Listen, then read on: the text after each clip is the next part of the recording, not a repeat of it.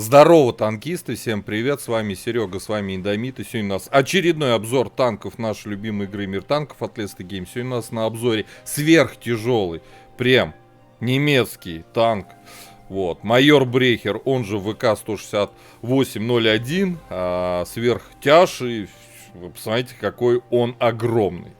Вот, и прежде чем мы продолжим обзор, конечно же, прожми лайк под видео, подпишись на канал, если ты до сих пор это не сделал. Ну а мы с вами начинаем и, конечно же, передаем слово Мехводу Петровичу. Итак, начнем обзор мы по ВК-168-01. Майор Брехер, естественно, с бронирования. Вот, коллижен модель нашего супертяжа. И давайте, конечно, изучать. НЛД, оно небольшое, но оно есть, и здесь у нас всего лишь, почти 200 миллиметров. Много ли это? Да, много против 8, 7 и 6 левелов, особенно там 6, понятно. Восьмерки, многие танки на обычном типе снаряда даже здесь нас-то и пробивать не будут. Голдой будут сечь абсолютно все восьмерки. Что касаемо дальше, центральная часть, стык между НЛД и ВЛД 318 миллиметров. ВЛД снизу 251, вверху 270. Вот это круто. Не, ВЛД крепкая. Супертяж 8 левелу соответствует. Но против девяток и десяток. Понятно, что даже вот в таком виде им не надо выцеливать вот это вот пулеметное гнездо в 161 мм. Они будут стрелять голдой и будут спокойно сюда пробивать. Да. Вот здесь у нас, видите, вот рикошет, да, над гусеничные полки, рикошет, не пробить, да. А вот здесь, увы. Теперь касаемо башни. Башня у нас имеет вот такой вот овал спереди, да, и, соответственно, справа и слева от ствола мы имеем 230, 230. Ну, восьмерки на голде, не на обычном типе снаряда. Некоторые и обычным, если прям четко по центру дадут, вот под таким углом, да. Внизу уже 237, 246, потому что закругленно приведенная броня меняется. Вот здесь вот у нас низ башни 280. Здесь 280. Маска орудия. Ага, 230, 230, 230. Здесь 245, здесь 537. Понятно, снизу то же самое. То есть можно вот в линию пушки, что в башню стрелять в щеки, что в саму маску, ничего не меняется. Вот ровным счетом ничего. И наконец мы дошли до самого интересного, что перечеркивает вот так вот крестом всю броню этого танка. Гнездо 150 миллиметров. Что верхняя часть, центральная, что нижняя. По краям 170 вот здесь. 160. Ну, тут, понятно, приведенка растет, там до 240, но кто туда будет стрелять? Все стреляют по центру.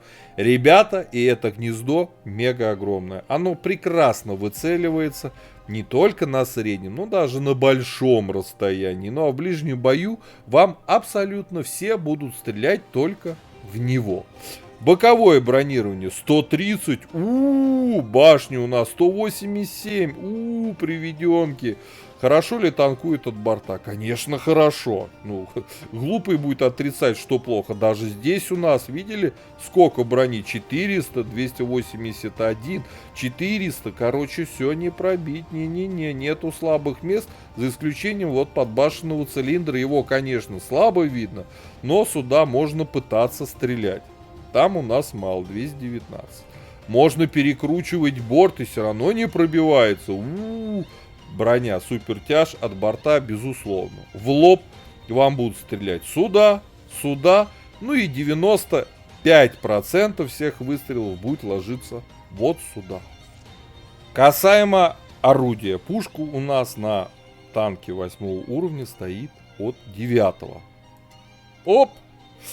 440 альфа, сочная, хорошая альфа, 220 пробития на основном, 260 на голде. Неплохое на самом деле пробитие, 65 на фугасе при альфе в 630. Пушка, правда, при такой альфе у нас заряжается целых аж 15 секунд. ДПМ нищий, 1760, ну извините. Вот, ну сколько пушка-то заряжается, да. Точность 0,4, ну точность обычного тяжелого танка. Время сведения тоже не маленькое, 2,7 секунды. Вот такая вот интересная пушечка с таким длинным временем заряжания. Вот. Касаемо полевой модернизации. Во втором блоке ставим вездеходную ходовую, в четвертом блоке отстройку параллакса, в пятом блоке звукоизоляцию. Вторым слотом берем на мобильность. Касаемо оборудования. Единственно правильный комплект — это закалка в основной слот. Вторым слотом ставим турбину, мы медленные. Ну и, конечно, ставим досел. Этой пушки, конечно же, просится стаб. Ну, извините, четвертого слота нету, а чем-то жертвовать из уже установленного я не вижу смысла. Что касаемо снарядов. Основной снаряд у нас бронебойный, летит 810. И, честно говоря, конечно, не самая лучшая скорость полета снаряда. Голда у нас подкалиберный, вот, 1013 метров в секунду. Уже более-менее, но подкалибры, как правило, у врагов летают быстрее, да. Фугас у нас летит 810 метров в секунду. По снаряжению ставим ремку, аптечку, автоматический огнетушитель. Я поставил доп. Паёк, да-да, чтобы максимально раскачать возможности данного агрегата. У нас мега огромный экипаж, 6 членов экипажа, перки наблюдаете перед собой в таблице. Теперь касаемо по плюсам и минусам. По плюсам, у нас практически нету плюсов. У нас одни сплошные минусы. И, честно говоря, да-да, я спойлерю еще перед тем, как мы отправились в бой. Мне этот танк очень не нравится. Это прям вот колом он у меня стоит. Купил я его за боны. И зря только, считаю, боны эти потратил. Почему?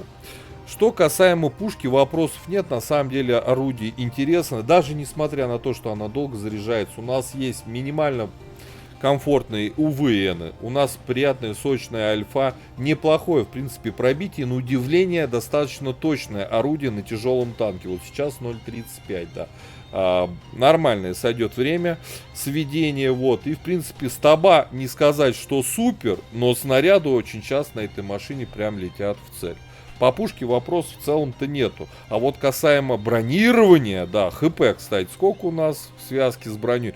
1930, много, но щеки, маска, гнездо, НЛД, пулеметных, очень много уязвимых зон. Да, от борта будет хорошо играть, в зависимости от какого борта. Вот от этого будет лучше. Далеко пулеметное гнездо, гнездо на башне с другой стороны, а вот если будете танковать от этой стороны, вам будет постоянно наваливать в гнездо. И это 100%. Либо в щеку. Да какие проблемы башни. Вот. Да, бронирование явно не супер тяжелого танка. По мобильности он тяжелый, медленный, но, блин, заслуживает эту скорость. Это супер тяжелый танк. Что тут, 25 вперед, 18 назад. У нас всего лишь, у нас менее 11 лошадей на тонну удельной мощности. Он же не может быстро ездить. Прям сказать, что это минус, да, это минус все равно, потому что у нас очень часто идут быстрые бои, и просто при такой подвижности вы банально будете не успевать настреливать. И именно благодаря этому вы вынуждены на этом танке ехать вперед, не останавливаясь. Вперед! Да, это штурмовой танк, вы это и должны делать, и вы это будете делать, попадая к 8-м левелам. Но как только вы на этой машине попадаете к 9-м левелам, и не дай бог к 10-м, вы становитесь супер мишенью. Как только вы засветились, для десяток вы картонный танк, вас сводится, и, как правило, не только обычными станками, голдой вас просто разрывают на клочья, потому что у вас много хп, а все хотят много настрелять. Вот. Касаемо обзора, 434 метра, обзор здесь на самом деле неплохой, но еще бы он был плохой, танк-то огромный, высокий, естественно, и обзор здесь солидный. Предлагаю же отправляться в бой, посмотрим, как этот кусок будет играться, надеюсь, что к десяткам не попадем. Погнали.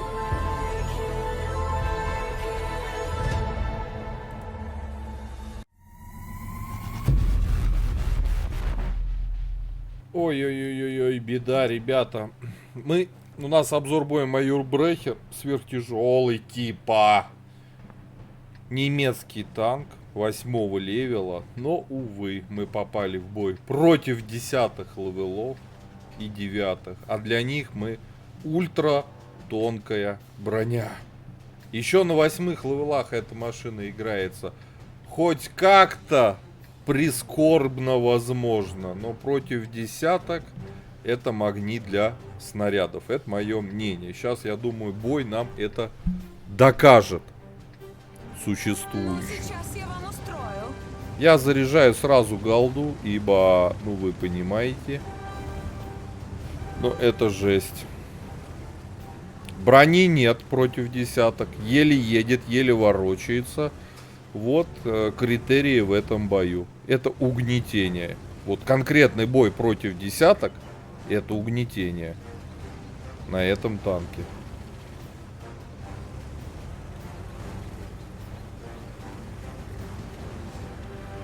О, а тяжуса вообще не поехали.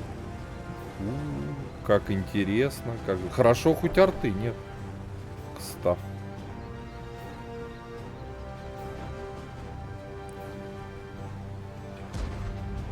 Все, мы ПТ будем. Мы будем играть в ПТ. Ну, потому что... А как по-другому?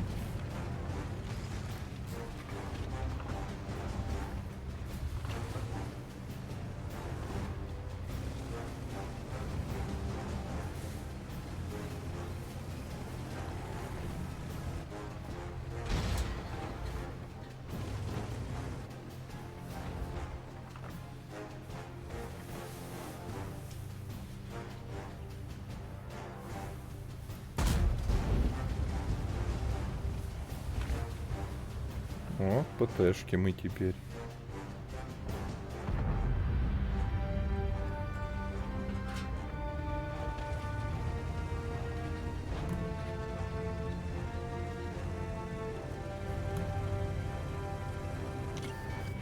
Тихо, тихо.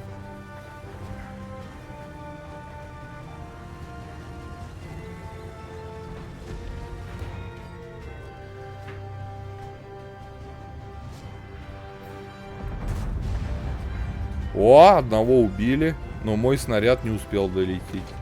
Яга все сделала.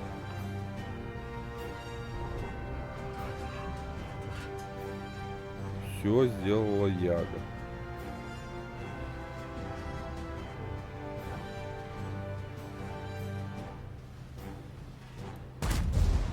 О, броня не побрита.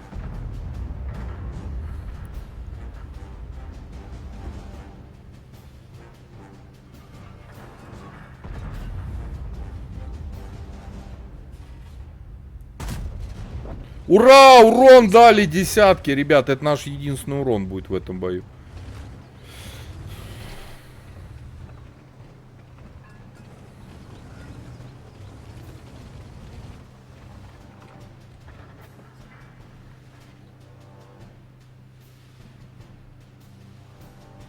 Это все, наш единственный урон. Больше не будет. 800, кстати, натанковали, мы крутые. Все. Это точно супер имба, ребят.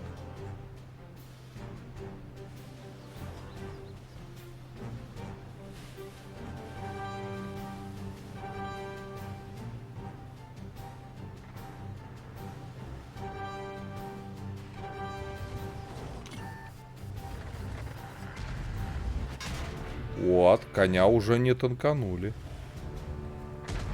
Опа!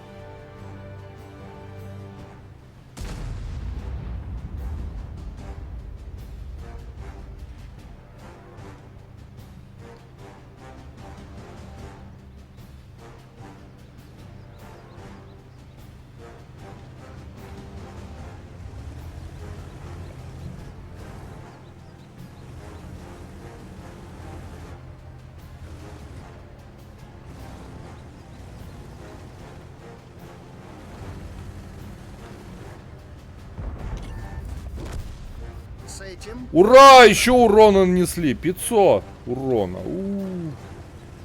Все.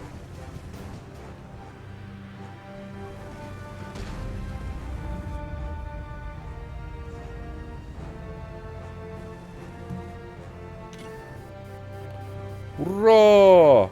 В атаку! 2 инвалида осталось. Сейчас всех победим. Ура!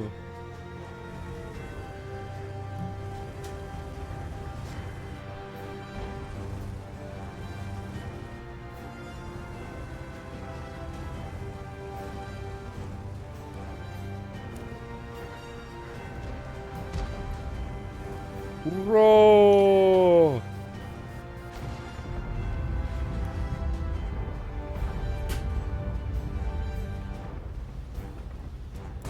Ура! Урон! Есть!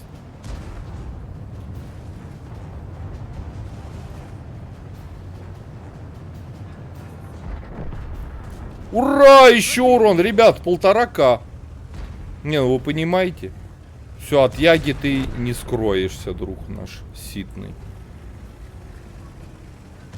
Все, победа! Ура! Майор Брехер против десяток выжил.